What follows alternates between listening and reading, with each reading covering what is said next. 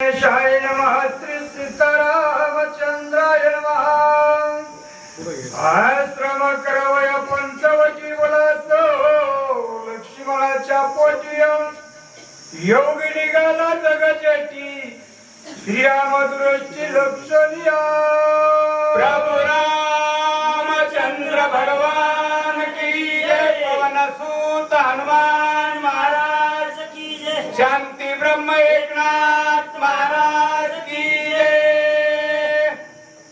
पंचवटीच्या ठिकाणी आश्रम तयार करण्यासाठी लक्ष्मणाच्या मनामध्ये हृदयामध्ये उल्हास झालेला आहे, म्हणतात आनंद झालेला आहे असं असणारे आणि प्रभू रामचंद्राच्या मनामध्ये की असणार या ठिकाणी असणारे जे काय आहेत मोठमोठे असणारे भक्त येतील त्यांचा उद्धार होईल असं असणारा भगवंताच्या मनामध्ये भावना आहे।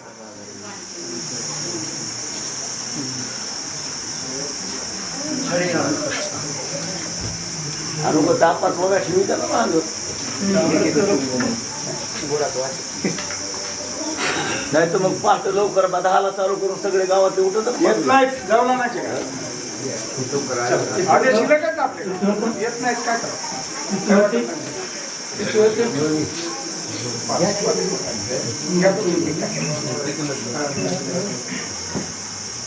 पुंडलिकावर द्वारे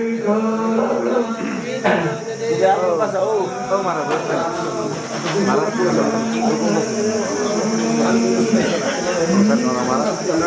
आश्रम करावया पंचवटी उला लक्ष्मणाचे पोटे गेली निघाला जगजेटी श्रीराम दर्शे लक्ष्मणी प्रभु रामचंद्र भगवान की जय। या ठिकाणी असणाऱ्या पंचवटीच्या ठिकाणी आपल्याला आश्रम तयार करायचा आहे।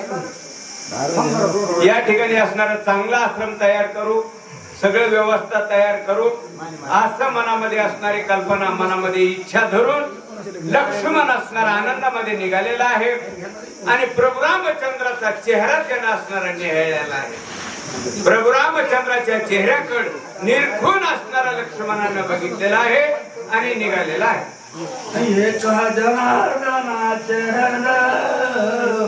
अगस्ते पासून शास्त्र ग्रहण श्रीरामे केले आपण वन निर्दाळन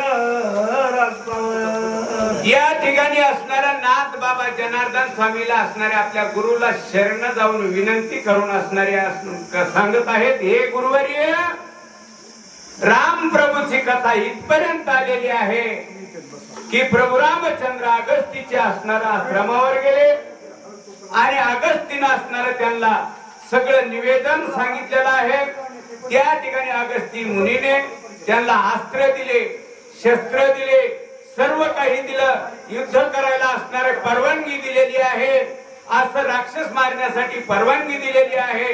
हे सर्व असणारी माहिती घेऊन प्रभु रामचंद्र पंचवटीच्या ठिकाणी आता पोहोचत आहेत। इथपर्यंत ही कथा आलेली आहे असं एकनाथ महाराज आपल्या गुरुला विनंती करून हात जोडून सांगतात।